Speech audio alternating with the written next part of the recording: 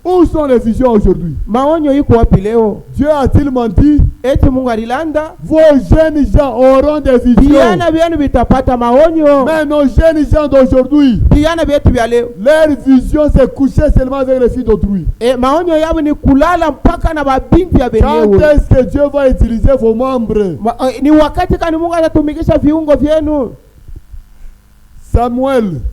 Samueli, il était un jeune homme, il était jeune. alikuwa kijana. La Bible dit, Biblia inasema il a été consacré à Dieu. alitolewaka kwa Mungu. Depuis sa naissance, donc sa mère est allée le consacrer. Tangia kuzaliwa kwake Mungu alienda kumtoa. Ils étaient à deux dans le temple avec Élie. Balikuwa wawili mu hekalu na Eli. Mais Samueli, il a écouté l'Éternel qui lui parlait. akasikia wa milele kwa namwambia. Élie n'écoutait pas ça. Na Eli asikwanza kusikia. Dans l'église de Dieu, Mukanisa ya Mungu, les expériences avec Dieu sont personnelles.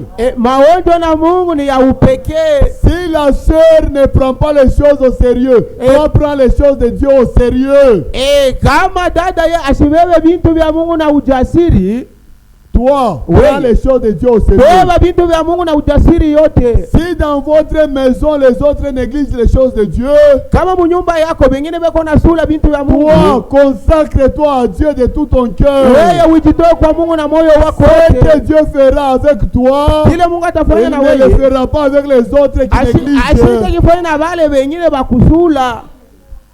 Ils étaient à deux dans l'église. Balikuwa kama wawili mukanisa. Mais Dieu parlait seulement avec Samuel. Mungu alianza kusema mezea tu mpaka kwa Nous Samueli. vivons un temps où chaque frère Tunaishi wakati ambao kila et ndugu chaque na sœur kila dada doit expérimenter Dieu personnellement. anapaswa muonje Mungu kwa upekee. Amen. Acte 10. Matendo ya Mitume sura yake ya 10. Nos yeux Macho yetu doivent être purifiés. inapaswa kusafishwa. Toi, frère, qui continue à regarder les films pornographiques, Wewe ndugu ukingariki naendelea kuangalia mafilamu ya banamuke weko utupu. quand est-ce que tu vas expérimenter cette écriture que nous voulons lire? Ni wakati gani utaonja hiyo ndio tunatafuta kusoma? Tout pas moi, On est ensemble. tu aimes seulement regarder les films pornographiques. Vile tu vile unapenda kuangalia mpaka mafilamu ya banamuke Quand weko est-ce que tu utupu. verras l'ange de Dieu qui marche avec toi? Wakati gani utaona malaika wa Bwana wanatembea na wewe? Notre Dieu, Mungu wetu, quand tu marches dans la sainteté, kama uko unatembea maisha il utakasi, peut ouvrir tes yeux, tu vois l'ange à côté de toi, vous marchez ensemble. anaweza kufungula macho, unaona malaika pembeni yako, mko unatembea naye pamoja, Il t'ouvre les yeux. anakufungula macho. Même Élisée, Élisée et qui? Son serviteur, c'est Géasi. Na Elisha na Gehazi mtumishi wake, Géasi est venu dire à Élisée, Gehazi akakuwa kumwambia Elisha, nous allons faire comment on nous entoure. tutafanya je basi kutuzunguka ba Il ne voyait pas. ashikuone. Mais Élisée a prié Dieu. Elisha kaomba Mungu, Seigneur, ouvre-lui les yeux. Mungu mfungule macho. Même les yeux avec lesquels tu marches, tu ne vois pas totalement les choses. Hata ile macho uko natembea na aone tu Il kabisa faut que kabisa. Dieu ouvre tes yeux. Inapaswa Mungu afungule macho yako. Et quand Dieu a ouvert les yeux, Wakati Mungu alimfungula macho, il a vu des chars des anges autour de la montagne. Gehazi akaona magari ya malaika basi kuzunguka kumulima. Je vais vous dire ce soir Ni magharibi iko na que miambia. notre Dieu Kwa Mungu wetu, est capable d'ouvrir tes yeux. Mungu wetu ana uwezaji kufungula macho yako. Quand un prédicateur monte à la chair, Wakati mhubiri anapanda nyuma ya mimbali, tu es capable de découvrir que ses serviteurs, s'il n'a pas le baptême du Saint-Esprit. uko na uwezaji ya kuvumbula kwa sababu mhubiri asibatizwe kwa Roho. Pourquoi Dieu t'a ouvert les yeux? Juu ya nini? Juu Mungu anakufungula macho. Ah, notre Dieu ne change pas. Mungu wetu asibadilike. Il est capable de se servir de tes yeux. Mungu wetu anaweza eko na uwezaji wa kujisaidia na macho yako. Ah, il te montre que huyu mtumishi ni wa bongo huyu. Il te dit que ce serviteur est faux. Il te montre que huyu ni wa kweli. Il te dit que celui-ci est vrai serviteur. Anapanda tu cher, Dieu te montre que celui-ci n'est pas vrai. Celui-ci est vrai. Anakuambia vya kweli, kwa sababu huyu ana wa vya kweli. Il peut te montrer un serviteur qui vient de la chambre d'hôtel, il monte directement à la chambre. Anaweza kukwambia ule mtumishi Unapata anatoka vision. kwa hoteli, Où sont unamuona. ses yeux là? Où sont ses yeux? Hata ile macho ile iko wapi? Même une sœur, elle peut voir ça. Hata dada anaweza kuona vile vitu. Il y avait dans la maison, Mchungi, avant de sommer, Mchungi, de sommer l'écriture. Il y avait dans la femme de 4 jeunes filles qui prophétisaient. C'est dans Actes, je crois, 21. Il y avait des filles qui prophétisaient là-bas. Kulikuwa kama binti walianza kutabiri kule. Actes chapitre 21. Matendo ya Mitume sura ya Le livre des actes des apôtres. Kitabu cha Matendo ya Mitume. Ce n'était pas le livre des actes des apôtres. Haikuwa kitabu ya Matendo ya Mitume. Ah, c'était le livre des actes du Saint-Esprit dans les apôtres. Ilikuwa ni kitabu ya matendo ya Roho Mtakatifu kwa mitume. C'était le Saint-Esprit qui agissait dans les apôtres. Ilikuwa ni Roho Mtakatifu ndio alianza kutenda ndani ya Même mitume. quand Pierre partait pour ressusciter Tabitha, c'est le Saint-Esprit qui lui avait montré en vision la résurrection de Tabitha. Hata Petro wakati alianza kwenda akaombe Dorcas ndio afufuke, ilikuwa ni onyo Roho Mtakatifu anamwambia kwenda mfufuke. Dieu est capable de faire cela même aujourd'hui. Mungu yuko na uwezaji wa kufanya vile hata leo hii. Nous voyons des prédicateurs embrouillés. Tuko naona wahubiri washa kujivuruga. Amenez les morts, ils seront ressuscités. Mulete wale wote washa kufa hapa watafufuka. Il n'a pas encore vu la vision. Aishi apata hata onyo. Il a amené les morts. Mulete wafu wote. On amène les morts, ils ne ressuscitent pas. Wanaleta Mungu asifufuke. Dieu ne fait pas des choses comme ça. Mungu bintu vya vile asivipenda. Même Jésus-Christ, Hata Yesu Kristo. il disait le Fils ne peut rien faire de lui-même. Alianza kusema mwana siwezi kufanya kitu Avant kwa de faire yeye quelque mwenyewe. chose, Mbele ya kufanya Dieu lui kitu, montrait la vision. Mungu anapaswa kumwambia mbele onyo. Ah, Jésus voyait en vision la chose. Yesu alianza kuona muonyo kintu kile. Même avant de ressusciter Lazare, Hata mbele ya kumfufua Jésus Lazaro. avait vu la vision. Yesu alionaka ile mambo Même muonyo. avant de guérir le paralytique là-bas à la piscine de Bethesda, Hata mbele ya kuponya ule Jésus avait vu la vision. na yeye alionaka onyo. Où sont ces yeux-là? Ile macho ile iko wapi leo? Nous ne sommes pas des prédicateurs embrouillés. Atukaleke wahubiri wenye kuvurugwa. Jésus doit utiliser nos membres, Yesu anapaswa nous kutumikia montrer la vision. Anatupa C'est alors mbele que onyo. nous agissons sur base de la Na vision. ndio bado tutatenda kufuatana na ile onyo Mungu anatupa. Frère Branham disait, Ndugu Branham anaanza kusema, je peux avoir une vision naweza kupata onyo que tel frère sera guéri. na kusema ndugu fulani atatunzika. Dans la vision, Muonyo. il y avait une valise, un sacoche noir là-bas. Kulikuwa kasaki moya mweusi. Dans la vision, il y avait un frère en polo blanc. Kulikuwa ndugu asha kuvala polo ya mweupe. Dans la vision, il y avait une fleur là-bas. Na muonyo kulikuwa fleur vile. Maintenant, quand j'arrive, Wakati mimi nafika, je trouve le sac noir là-bas. mimi napata saki ya mweusi pale. Je trouve le frère en polo. Mimi namuona ndugu asha kuvala Mais il vyeupe. manque la fleur. Lakini huu wala fleur inakosa. J'ai dit non, non, je dois attendre.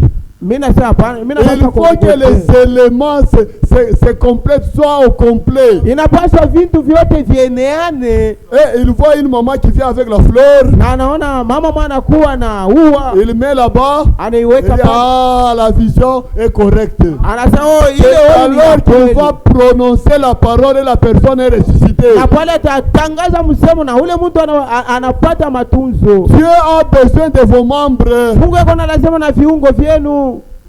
Acte 21. Matendo ya Mitume sura 21 Verset 9.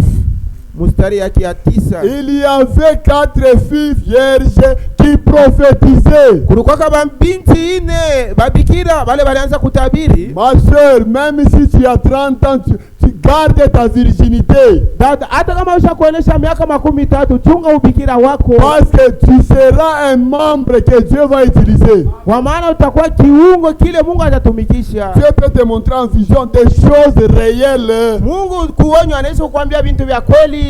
Où sont les visions aujourd'hui? Maonyo leo iko wapi? Si on peut demander ici à 3Z, Kama anaweza kuuliza huku 3Z, combien de frères et de sœurs ont déjà eu des visions? badada bangapi na bandugu bangapi basha kupataka maonyo? Il n'y en a pas. hakuna hata mmoja. Pourquoi? Juu ya nini? Elles ne sont pas consacrées. Juu batata bajitoe kwa Mungu. Hata mwichike tamipika michi paka hivi. Vous frappez le bois comme ça, même si vous ne répondez pas par amen. Il n'y a pas de vie consacrée. Hakuna maisha ya kujitolea. Il n'y en a pas. Hainaku. Mais si vous vous consacrez à Dieu, Kama mnajitoa kwa Mungu, Dieu va vous utiliser. Mungu atamitumikisha. Il est le Dieu qui ne change pas. Ni Mungu yule asibadilikake. Il dit la chose et la chose arrive. Anasema kitu na kitu kinafika. Bon, nasoma écriture ya mwisho sasa hivi mshakuchoka. Deja nashimamia hapa.